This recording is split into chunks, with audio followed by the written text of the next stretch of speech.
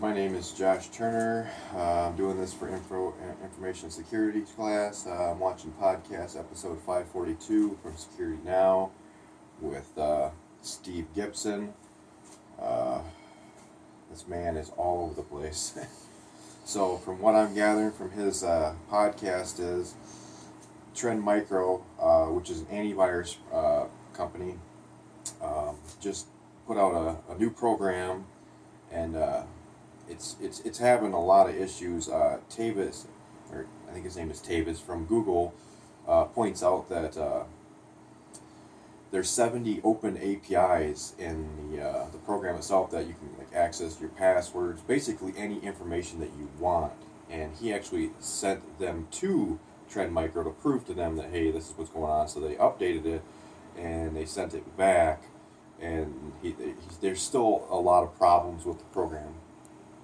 So he's just saying like, okay, hey, you need to scrap this program, I think, because he said as a user, there's no way I'm ever going to use this program. It's too dangerous. You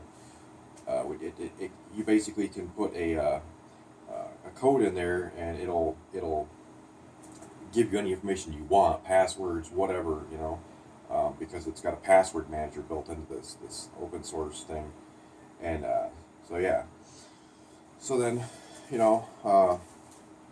besides that, LastPass brought out its new 4.0 patch, which basically just gives a lot of interface graphical updates, makes the interface a lot easier to use. Looks pretty good.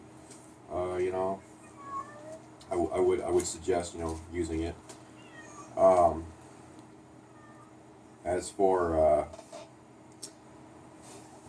also with it, you can toggle it between grid or list view now. Makes it kind of. I guess it's not too shabby, but okay. So then the next one here I'm going to hit on is the SHA-1 certs that are no longer issued as of 2016. They were going to use them, but something happened to where it was causing too many problems, and they're like, oh, we're no longer going to support these. And then they're like, okay, so Mozilla released software that declined these certs as of January 1st, 2016, sorry.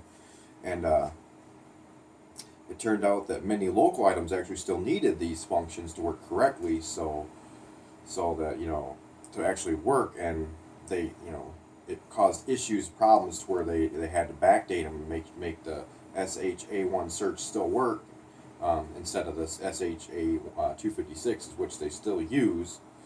But yeah, so apparently they're still working on some issues with that. But this is my podcast. Hopefully they'll get better from here on out.